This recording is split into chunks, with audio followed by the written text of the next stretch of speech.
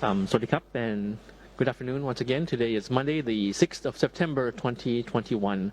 This is the English language summary of the press briefing for today that we have. Of course, for this week and the past week, so we've been having the briefings on Monday, Wednesdays, and Fridays. So next time we'll see you is on Wednesday. First off, thank you, Dr. Tweesin, for the Thai language briefing just now. At the end of his presentation just now, if you've turned on your television before this, he showed us a graph of the projection, the calculation for the next 3 months until December of 2021. And if you notice this green bar, which was on that projection, it sort of like showed about the stability of the numbers. So we're moving towards the right direction now in terms of the number of cases that we have, the measures that we have in terms of COVID prevention and protection. So moving towards a more stable situation now, according to the statistics that we have. And of course, the green colored bar just now, it's more getting more flat, getting flatter right now, not getting higher. Hoping this will be the situation until the end of the year in December 2021. But right now we're in September 2021. So first off, I'll start off with the vaccination progress. If you notice, of course, on weekends we have fewer numbers of vaccination. Yesterday we administered over 325,000 doses. And you see the breakdown of that, of the first and the second dose and the third dose on screen. This has increased the number of accumulated vaccinations in Thailand to over 35.9 million doses. Out of this number, we have over 129,000 receiving the first dose and over 195,000 receiving their second dose. This is the number for yesterday only. And the aggregate total of those who have received their first dose now stands at over 25 million, while those who have received their second dose totally now stands at over 10 million. So that makes around 35.9 million doses total in Thailand to date. And of course, this number also includes the expat community in Thailand. The World Health Organization, if you have been following the news recently, they have warned about the Mu variant, the Mu variant of Covid-19, that's spelled MU, Greek alphabet, which has spread in Colombia, the country of Colombia. This particular variant may be resistant to vaccines, and therefore the CCSA here in Thailand, we have taken note of this, and we will continue to monitor the situation worldwide regarding this particular variant, Mu variant. Turning to the general situation and number of cases we have confirmed for today, we have confirmed new cases at 13,988. If you notice, the number is declining on a daily basis. We have new recoveries at 17,284. So the new recoveries have now been leaving the number of new cases far behind. More new recoveries than new confirmed cases for a week now. And we have active cases still being treated in medical facilities at 148,622, as you see in the green box on screen right now. We have recorded number of fatalities at 187. This is a very a declining number of fatalities, because if you've noticed in the past weeks, it was in the 300s or high 200s.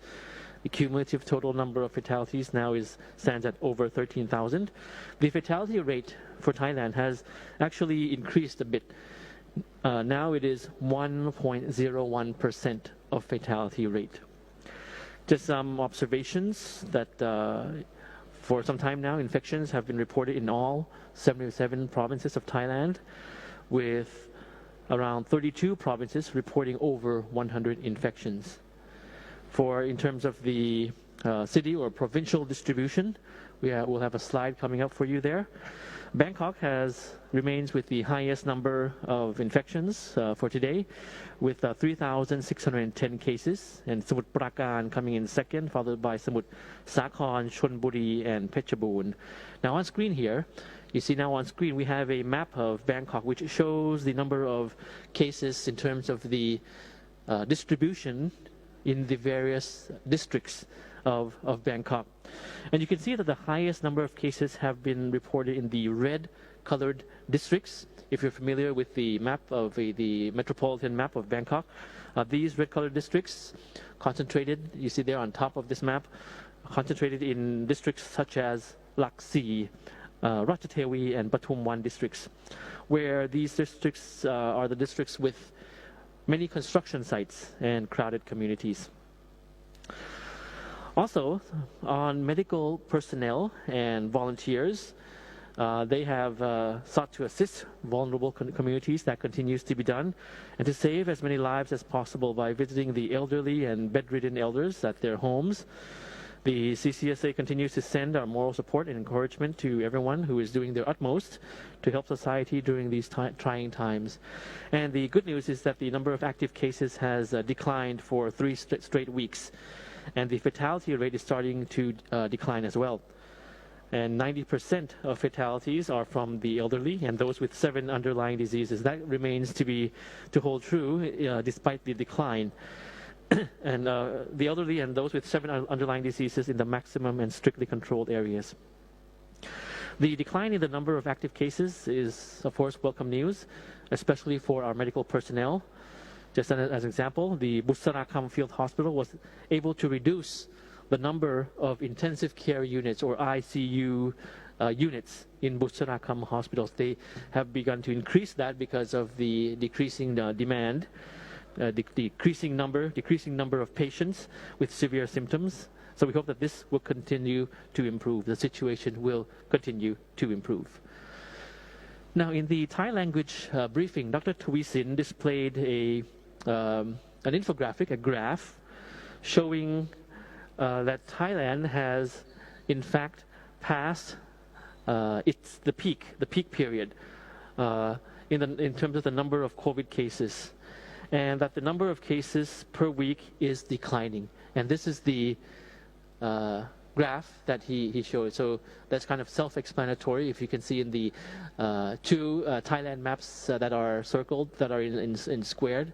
So the peak has actually been passed already in Thailand in that sense. Now, moving to international relations, I'd like to share some more good news from the start of the week, which is the continued support to fight COVID from our friends around the world, particularly India, oxygen concentrators from India. So more recently, on Friday, it was just last Friday, 3 days ago, we received a generous gift of 300 oxygen concentrators from India, which truly reflects our long and cordial ties with India. And Thailand and India will, in fact, celebrate the 75th anniversary of diplomatic relations this year as well. And you have some images there of that assistance from India, from oxygen concentrators. So thank you very much to the government and the people of India. Additional news, which will be of interest to foreign expats in Thailand. Announcement on the non-immigration visa extension. So this is information from the Immigration Department for you. You may have been informed about this already, that in the past weekend, the Immigration Division issued an announcement informing that foreign nationals may apply for visa extensions at Jang Wattana Government Center and the Temporary Service Center in Muang Thong, Thani, from Mondays to Saturdays, with Saturdays introduced as an extra day from the 4th of September onwards. And likewise, foreign nationals may now also contact the immigration for services related to the 90-day report and residence notification, the residence notification every 90 days at the Temporary Service Center, Muang Thong Thani, on Saturdays as well. So it's I'm very pleased to learn that many offices and many agencies in Thailand have returned to their normal operation hours now, or with extensions with expanded operation hours as well. So this is something that foreign nationals can make use of in terms of their immigration requirements and immigration documents. Now, in line with the recently announced relaxation of various measures in the Bangkok metropolitan area and the dark red zones, as you know, in line with this easing of restrictions, the BMA has allowed barbershops and hair salons located in malls and similar venues to reopen. I'm sure many of you have learned of this already, and as soon as you've learned about it, of course, for gentlemen, it's high time to have a haircut after the closure. However, businesses are required to limit their service hours to 2 hours per client, and appointments must also be made in advance. Additional information for the English language audience who are in the Islamic communities, that the Shikul Islam office has approved the resumption of prayers at mosques, but only in communities where at least 70% of the population aged 18 and over are vaccinated. And before allowing worshippers inside, both the committee members of mosques and worshippers of Islamic mosques must have been vaccinated at least once. Now, prayer time is limited to 30 minutes, while Friday prayers are limited to no more than 45 minutes. So that is for our Muslim brothers and sisters in Thailand, either English-speaking or not. Now, I'll move on to the roadmap, the reopening of Thailand roadmap. So, as you know, the Phuket Sandbox and the Samui Plus programs have been ongoing. Following these programs, which have in fact generated over 1.7 billion baht in revenue, the government plans to reopen 5 more provinces in this similar scheme in the future. Now, this reopening, this additional provinces to this scheme may possibly include provinces and cities such as Bangkok, Chonburi, Phetchaburi, Prachuap Khiri Khan, and Chiang Mai provinces. So as you see on an image on screen, the reopening of Thailand roadmap features the reopening of these 5 provinces, possibly by the 1st of October 2021. And it will be followed by additional provinces, up to 21 additional provinces by mid-October. Now, more details will be announced in due course very, very soon on this. And I'm very glad that we're moving towards reopening the country as per our plan. So to ensure that every foreign national on Thai soil will be vaccinated as soon as possible, the Health Ministry will expand the vaccination services for foreign nationals at Bang Sue Grand Station starting on the 8th of September, which is this Wednesday. If you recall, the Bang Sue train station or Bang Sue Grand Station is the central vaccination center in Bangkok, and they have included foreign nationals in their scheme as well. Now, this will be expanded on Wednesday. And in addition, from the 1st of September onwards, Samut Sakhon province has already begun to offer walk-in vaccination jabs for foreign nationals in Samut Sakhon province, those who reside in Samut Sakhon province, and plans to inoculate children aged 16 to 18 in the province to allow the resumption of in-person instruction at schools. If you recall, many months ago, Samut Sakhon was one of the epicenters of the COVID pandemic in Thailand in the third wave. Of course, with the various seafood industry factories that were affected. Now, of course, the situation is getting better, and we're very glad, the CCSA is very glad that the province has moved on to offer walk-in vaccinations for foreign nationals, aside from the various schemes that are already in existence.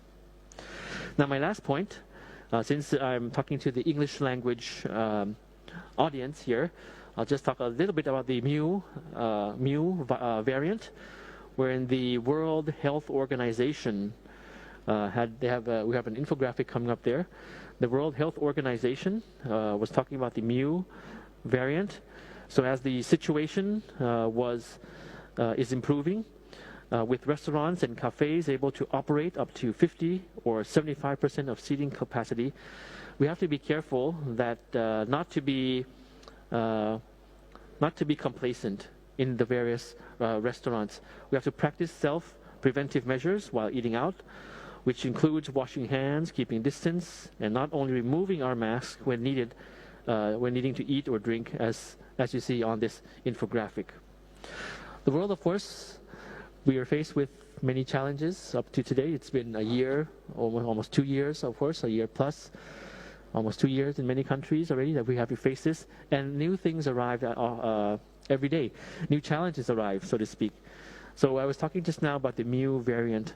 We don't know how many more variants are out there, how many more variants will mutate, if the COVID vaccine will be able to tackle, it will be able to get rid of all these new variants, or any other new scientific anomaly that we are to face in the future.